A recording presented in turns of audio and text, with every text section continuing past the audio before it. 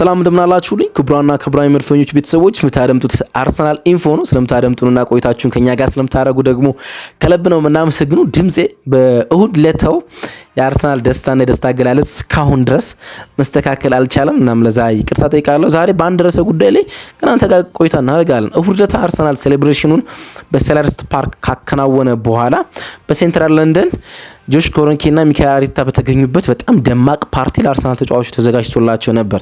እዛ ፓርቲ ላይ ሚካኤል አርቴታ አንድ ንግግር ተናግሮ ነበረ። ቅዳሜ የአውሮፓ ሻምፒዮን እንሆናለን የሚል በእርግጠኝነት ስሜት ያለው ንግግር ማለት ነው። እሱ ንግግር መውጣቱን ተከትሎ ጋፈትልኮ ነው የወጣ። በማን እጅ እንደወጣ እስካሁን አልታወቀም።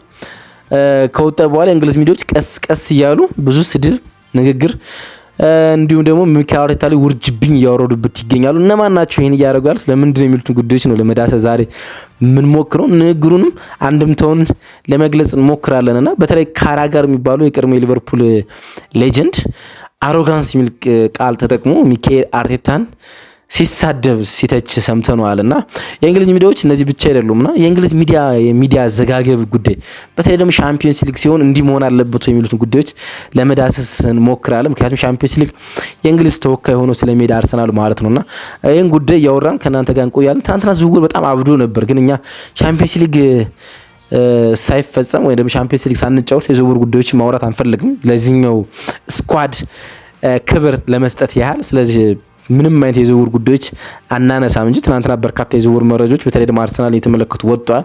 ግን ሻምፒዮንስ ሊግ መጨረስ አለብን፣ ይሄኛው ስኳድ የሚፈጽመውን የመጨረሻ ጀብድ መመልከት ስላለብን ማለት ነውና ስለ ስኳድ እንደገና አዲሳት የምናወራው ከዚህኛው ሲዝን መጠናቀቅ በኋላ ይሆናል ማለት ነው። አብራችሁ ቆዩ። የምትገኙት በተወዳጁ ገጽ አርሰናል ኢንፎ ላይ ነው።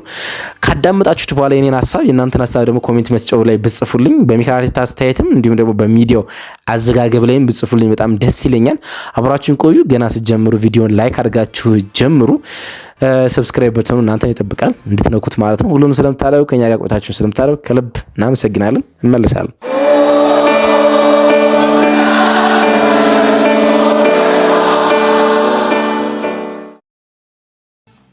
ትናንትና በአውሮፓ የዝውውር መስኮት የጦዘበት ቀን ነበር። ዝውውር የተከፈተ ብቻ ሲሆን የዝውውር የመጨረሻ ቀናቶች ነበር የሚመስሉት። እንደዚህ አንዳንድ ጊዜ ይፈጠራል።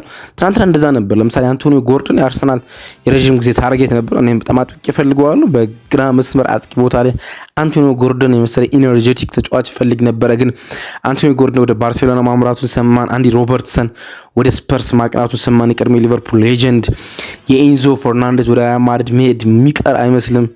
እንደዚህ በርካታ የኤደርሰን የአትላንታ አማካይ ወደ ማንቸስተር ዩናይትድ ትናንትና የተሰማ ቦልዱ ዜና ነው። ሮጀርስ ደግሞ ወደ አርሰናል መምጣቱ የተሰማ ዜና ነው። ታስታውሳላችሁ ኢዜ ያን ዝውውሩ አልቆ ባለፈው ድራም ዝውውሩ አልቆ ያን ከአያን ራይት ጋር የሰጠውን ኢንተርቪው እስኪሰጥ ድረስ በኢዜና በሮጀርስ መካከል የኔ ፍላጎት ሮጀርስ እንደነበር ታስታውሳላችሁ። አጥብቄ የምወደው ተጫዋች ነው። በዚህ ገጹ ስም ባለፈው ድራም ክረምት ላይ አብዝቼ ያነሳውት ነበር የሮጀርስን ማለት ነውና አርሰናል አንድ አመት ከዘገየ በኋላ ሮጀርስን ለማስፈረም 80 ሚሊዮን ፓውንድ ለአስቶን ቪላ ለማቅረብ ዝግጁ ነው። እሱም ትናንትና የተሰማ ዜና ነው። ግን እኛ ሻምፒዮንስ ሊግ አለብንና ከሻምፒዮንስ ሊግ በፊት ስለ ዝውውሮች አጥብቀን አንነጋገርም። ቢኮዝ ሻምፒዮንስ ሊግ ብዙ የሚያስወሩ ነገሮች አሉ። አርሰናል ዛሬ የመጨረሻ ፕሪፓሬሽኑን በለንደን ያከናውናል።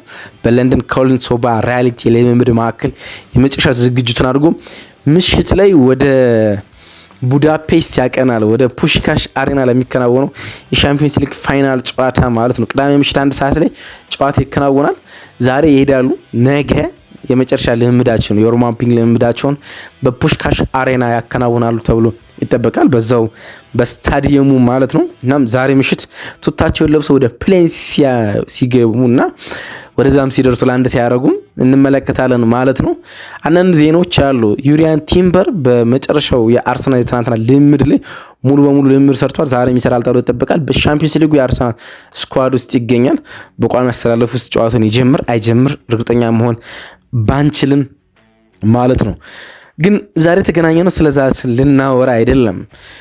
አንድ የወጣ ቪዲዮንም አንስቼዋለሁ ነው። እርግጥ የአርሰናል ዋንጫውን ካነሳው እሁድ ዕለት ፓርቲ አዘጋጅቶ ነበር አርሰናል እና ተጫዋቾቹ እዛው ከጨፈሩ በኋላ ጆሽ ኮሮንኬ የስታን ኮሮንኬ ልጅ በተገኘበት የአርሰናል ኮቺንግ ስታፍ በተገኙበት በለንደን ሴንትራል ተጨማሪ የመጀመሪያ ቀን ከነበረው ፓርቲ ሲቲ ይመጣሉ ከተሰማው ፓርቲ በኋላ ሌላ ፓርቲ ወርለታ ተዘጋጅቶ ነበር።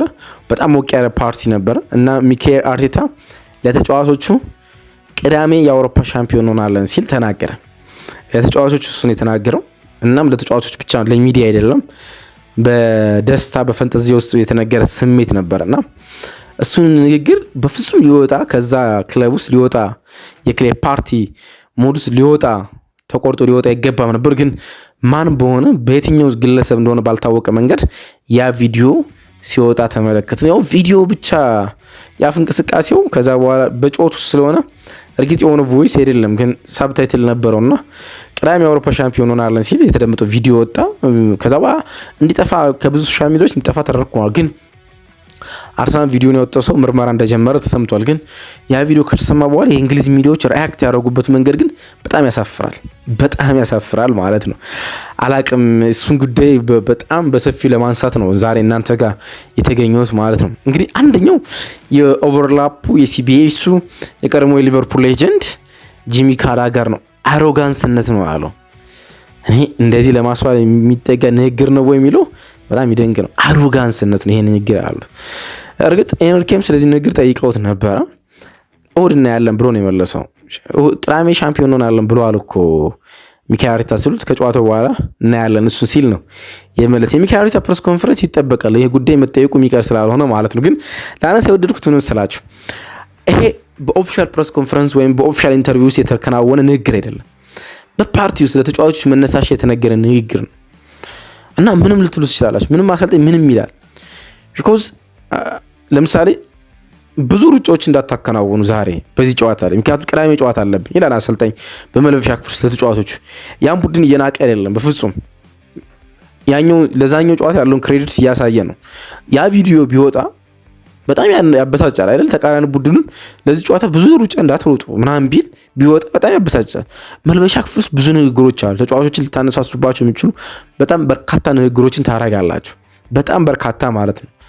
እና እነዛ ንግግሮች ኦፊሻል የተሰጡ ፕሬስ ኮንፈረንስ እስካልሆኑ ድረስ ለተጫዋቾቹ መሰጣታቸው በጣም ምንም ችግር የለውም። አሮጋንስነት የላቸው። አሮጋንስ ኦፊሻል የምትሰጡት ንቀትም አይደለም፣ ያለውን በራስ መተማመን ነው የሚያሳየው። ከዛ ውጭ ደግሞ ንግግሩ ራሱ በጣም መጥፎ ንግግር አይመስለኝም ቢሆንም ማለት ነው። ንቀት፣ ፔዥን መናቅ ባላለቀ ጨዋታ ውስጥ ይሄን ነገር የማድረግ ጉዳይ አይደለም። ከሰሞኑ ሚካኤል አርቴታን የመቅናት የሚመስል ስሜት በተለይ ደግሞ እንግሊዛውያን ከሆኑ ብሪታኒያ ከሆኑ የእንግሊዝ ፖሊቶች ውስጥ በሱ ስኬት የመቅናት ጉዳይ ያለ ይመስላል። ከሱ ጋር አርሰናል ሻምፒዮን እንደማይሆን ሲናገሩ ኖሩ። ሻምፒዮን ሆነ። ይሄን ነገር የሚያጣጥሩበት መንገድ አጡ። አሁን ወደ ቻምፒየንስ ሊግ መጡ እና አንድ ያልተለመደ ትሬንድ ተመለከትኩ። በፍጹም ማለት ነው የትኛው ሚዲያ በሉት የትኛውም ሀገር ቻምፒየንስ ሊግ ሲጫወት ለዛ ለሀገራቸው ቻምፒየንስ ሊግ ቡድን ድጋፋቸውን ያሳያሉ። ለምሳሌ ሪያል ማድሪድ የሚጫወት ባርሴሎና አስ ለባርሳ የሚቀርብ ማርካ ለማድሪድ የሚቀርብ ጋዜጣ ወይም ደግሞ ለአትሌቲኮ ማድሪድ የሚቀርቡ ጋዜጦችም አሉ። ግን የስፔን ላይ የሚጻፉ ማንኛውም ሚዲያ አንደኛው የስፔን ቡድን የሚጫወት ከሆነ ከሱ ሳይድ ነው የሚሆኑት። ምንም ጥያቄ የለውም። በርካታ መረጃዎች የሚወጡት፣ በርካታ ጥንካሬዎች የሚያሳዩት ምን የሚሉት ለክለቦቻቸው። ጣሊያን ውስጥ ሄዱ ስካይ ኢታሊያ በሉት ወይም ጋዜጣ ዴሎ ስፖርት በሉት፣ አትላንታ ይጫወት ወይም ሮማ ይጫወት ወይ ኢንተር ሚላን ይጫወቱ፣ ለማንኛውም ሳያደላ ለዛ ክለብ ለሀገሩ ለሚጫወት ክለብ ነው የሚያደላ እና ክለቡን አግዝፎ ነው የሚያቀርበው፣ ያኛው ክለብን አሳንሶ ማለት ነው። ከሰሞኑ የፈረንሳይ ጋዜጦች እንደሱ ነው የሚያደርጉት። ሊኪፕ በሉት ወይም ደግሞ ዘ ፓሪዣን በሉት ፒኤስጂዎችን አክብዶ ነው የሚያሳየው። ከጉዳት የተመለሱ ተጫዋቾችን ያሳያል፣ ሙሉ ጤነኛ እንደሆኑ እንደዛ ነው የሚያሳዩት። እንግሊዞች አርሰናል ሊቸገርባቸው የሚችሉ መንገዶችን የሚጠቁሟቸው። እንግዲህ የአውሮፓ አይደለም የዓለም በጣም ቤስቱ ዲፌንስ ፓርትነርሺፕ አርሰናል ውስጥ ነው ያለ። የዊሊያም ሳሊባ እና እንዲሁም ደግሞ የገብርኤል ማጋለሽ ማለት የፒኤስጂ የፊት መስመር ጥንካሬ ይታወቃል። ስለ ፒኤስጂ የፊት መስመር ጥንካሬ ማውራት ወይስ ደግሞ የፒኤስጂ የፊት መስመር ጥንካሬ ሊቋቋም የሚችል ዲፌንስ ዓለም ላይ ካለ እናም ደግሞ ከሆነ ሊሳካለት የሚችለው አርሰናል አይደለም። ቢኮዝ ከዚህ የተሻለ ዲፌንስ የለም። እንኳን ሜሲ እና ኔይማር አንድ ላይ የተጫወቱበት ባርሴሎና እንኳን ቢመጡ ይሄን ጥምረት ሊቋቋሙ የሚችለው አሁን ከረንትሊ ያለው የሳሊባና ማጋለሽ ጥምረት ብቻ ነው። ይሄን ማወደስ ነበር የሚያስፈልገው።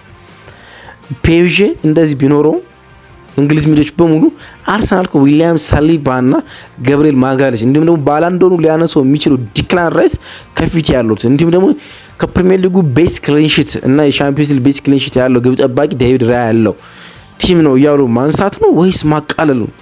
እንዴት ነው የሚቋቋሙት? ከባራስኪያ እንዴት ነው ኦስማን ዲቪሊ የሚቋቋሙት?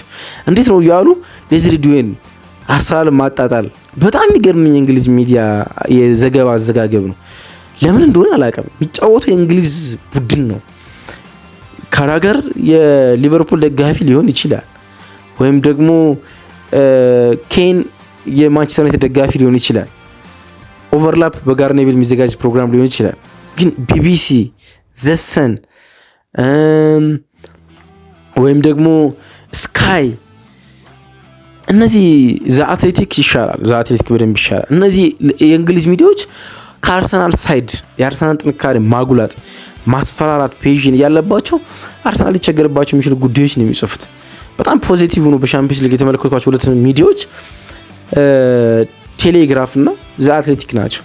ከሰዎች ከአርሰናል ሳይድ የቆመ ፖንዲት የእግር ኳስ ተንታኝ ወይም ደግሞ ጋዜጣ አታገኙም። እና ምንድነው የእንግሊዝ የጋዜጣ አጻጻፍ ባህል ብዬ በደንብ ጥያቄ እንድጠይቅ ስላረገኝ ነው ወደ እናንተ ይዤ የመጣሁት። እና እናንተም ታዝባችሁት ከሆነም አንሱትና ይሄኛው የሚካኤል አርቴታ ንግግር እንደዚህ የሚነገር አልነበረም። አይ ሚካኤል አርቴታ ልክ አልነበረም፣ ወይም ደግሞ እንደዚህ ሾልኩ ሊወጣ አይገባም ነበር ይሄ ጉዳይ። ምክንያቱም ማለት የተናገረው ለመልበሻ ክፍል ተጫዋቾች ነው እንጂ ለሚዲያ አይደለም። ለመልበሻ ክፍል ተጫዋቾች ደግሞ በፈለገበት አንደበት በፈለገበት ቅላጽ ሊናገሩ ይገባል። አሮጋንስነት አይደለም በፍጹም ብሎ ሊታለፍ የሚገባው እንጂ የሚካኤል አርቴታ በራስ መተማመን ለተጫዋቾች ያሳየበትን ንግግር ቆርጠ ፓርቲ መጠጥ ውስጥ የተነገረ ንግግር ቆርጣ ወጣ። ሚካኤል አርቴታ ምን አይነት አሮጋንስ ነው? ምን አይነት ፐርሰናል ችግር ያለበት? እንዴት ነው የአውሮፓ ሻምፒዮን ቡድን ያን ያህል የሚያጣጥለው? እንዴት ነው ቢሸነፍ ቡድኑ ምላሽ የሚሰጠው ምናምን እያለ ኔጌቲቭ ጉዳዮች ማንሳት በጣም የሚገርም ነው። ይሄ ነገር እኔ ያውም ሲሰማው መጀመሪያ የተሰማኝ ስሜት እንደዚህ አይነት ንግግሮች የተናቁት ስለሚመስላቸው የፒኤስጂ ተጫዋቾችን ያነቃቃል። የፒኤስጂ ተጫዋቾች ይሄን ንግግር ቆርጠው አንስተው ለራስ መነሻሻነት ሲጠቀሙባቸዋል ብዬ ሳስብ ነበር። እንዴት ነው አርሰናል ይሄን ቪዲዮ ያወጣው ስል ከዛ በኋላ ግን በስተት እንደወጣ ሰሙ። ሚዲያው ግን ዜናውን ያናፈሰበት መንገድ ኦ ማይ ጋድ ምን አይነት የሚካኤል አርቴታ ጥላቻ እንደሆነ አላቅም። እንግዲህ ይሄ ጥላቻ በእንግሊዝ ሚዲያዎች የነበረው ፔፕ ጋርዲዮላም ነበር። የፔፕ ጋርዲዮላ የመጀመሪያ ሲዝን ሳይሳካ ሲቀር ፔፕ ጋርዲዮላ አዳፕት ያደርጋል። የመጀመሪያ 7 ጨዋታዎችን ማሸነፍ ችሎ ነበር ፔፕ ጋርዲዮላ እንደመጣ አስታውሳለሁ። የዛሬ 10 ዓመት 2016 እንደመጣ 7 ጨዋታዎች በተከታታይ አሸንፈው በሰባተኛው መሸነፍ ጀመረ። ከዛ በኋላ አራተኛው ነው መስለኝ ያጠናቀቀ። ግን ካራባ ካፕ አሸንፈው ነበር፣ ምንም አላሸነፈም። ከዛ በኋላ ነበር ማሸነፍ ይቻላል። እና ይሄ ስፒላ ሊግ አይደለም፣ ይሄ የጀርመን ቡንደስ ሊግ አይደለም። እዚህ ሚሲ ከሌለው ምንም ማድረግ አይችልም። ሜዳ ውስጥ እኮ የተለየ ነገር ለማድረግ የሚችል አሰልጣኝ እንደሆነ እኮ አሳይቷል። እና ምንም በባርሴሎና በሙኒክ ፕሮፍ አድርጓል። ሜዳ ውስጥ የሚያደርገው እንቅስቃሴ ነው ስኬት። ገና በአንድ ዓመት 4 እና 5 ዓመት ኮንትራት ያለውን አሰልጣኝ በመጀመሪያ ሲዝኑ ነው ምዳኙት። በጣም የበዛ ማጣጣል ነበረ ፔፕ ጋርዲዮላ እንደመጣ ማለት ነው። ገና አሳያቸው፣ በደንብ አሳያቸው። ሊጉን ከጀርመን ቡንደስሊጋ በላይ ዶሚኔት አድርጎ ከስፔን በፕሪሚየር ሊግ በላይ ዶሚኔት አድርጎ ሲያሸንፍ አሳያችሁና አፋችሁን አሳያችሁ። እና የሆነ ሀገር ወጣት አሰልጣኝ መጥቶ ሲናገር እነሱ ማድረግ ስላልቻሉት እነሱ ማሰልጠን ስላልቻሉና እየአወሩ መብላት ስለለመዱ አንደኛው ወደ ቫሌንሺያ ሄዱ ጋርኔቭል 8 ጨዋታ ማሸነፍ አክቶ ሲመጣ ተመለከት ነው። ስኩልስ የሚሉት ወደ ኦክስፎርድ ሄዶ ማሰልጠን ጀምሮ ሳይሳካለት ቀረ። ካራጋር በፍጹም ሊሞክረው አይችልም ማሰልጠንም። እንደዚህ በርካቶቹ ኬን በጣም በርካታ ክለቦችን ለማሰልጠን ሞከራ አልተሳካለትም። ማሰልጠን ስላልቻሉ የነሱን ሀገር ክለብ አንድ ስፓኒያርድ የሆነ ሰው መጥቶ ማሰልጠንና ዶሚናንት ማድረግ እንደሚችል ሲያሳዩ ቅናት በሚመስል መንገድ ከመደገፍ ይልቅ ብዙ የሰላ የማጣጣያ ትችቶችን ሲያረጉ ሰማለውና በጣም በሱ ስለተገረምኩ ነውና ሐሳቡን ለመስጠት የሞከርኩት። ካርቲታ እንደዛ ብሏል፣ ግን የተናገረበት አውድ ቦታ ማንሳት በጣም አስፈላጊ ይመስለኛል። ግን ደግሞ ሊያረገው ይችላል። ካረገው ካሸነፈም የት ውስጥ እንደሚገባው አላውቅም። ቅዳሜ ምሽት ሻምፒዮንስ ሊጉን በልቶት ከመጣ እነዚህ ሰዎች ምን እንደሚል አላውቅም። አዎ የአውሮፓ ሜዳዎችን አውቃለሁ። በራስ መተማመን ያሳየበት ነው የሚሉት እና ማርጎታል ነው የሚሉት። የእንግሊዝ ሚዲያዎች ግን ምን ውስጥ እንደሚገቡ አላውቅም። ልክ ቡካዮ ሳካ ብዙ ያጣጣሉን ሰዎች አሁን ሊደበቁ ሞክረዋል። ግን ከያሉበት ሰረቻ ገብተን ሻምፒዮን መሆናችን ነግራቸዋለን እንዳለው ሁሉ ያኔ መግቢያቸው ቢጠፋቸውም ከያሉበት እየገባን እንናገራቸዋለን እንጂ ማምለጫ ያለባቸው አይመስልንም። አርሰናል ሻምፒዮንስ ሊግ የተመለከቱ መረጃዎችን ከዚህ በኋላ በተከታታይ ለእናንተ እናደርሳለን። የዩኤፋ ሻምፒዮንስ ሊግ የ2025/26 የሻምፒዮንስ ሊግ ፋይናሊስት ቡድን ነው አርሰናል። እሱ ብቻ ኩራት ነው፣ የትኛውም ቡድን ያላረገውን ማለት ነው ፋይናሊስት መሆን። ከዛ በኋላ ደግሞ ስለ ውጤቱ እናወራለን። ውጤቱ ስለሚያመጡ ታክቲካል ጉዳዮች እናወራለን። ስለ ፕሪማች ሪቪው እና ሚካኤል አርቴታን ጋዜጣዊ መግለጫ ምናየው ይሆናል በሚቀጥሉት ቀናት ባሉት ቪዲዮዎቻችን ማለት ነው። አብራችሁ ስለነበራችሁ ከልብ አመሰግናለሁ። ሐሳቦቻችሁን ግን በኮሜንት መስጫ ባር ላይ ብታሰፍሩልኝና ብሰማችሁ ባነባችሁ በጣም ደስ ይለኛል። ባይ ወዳችኋለሁ።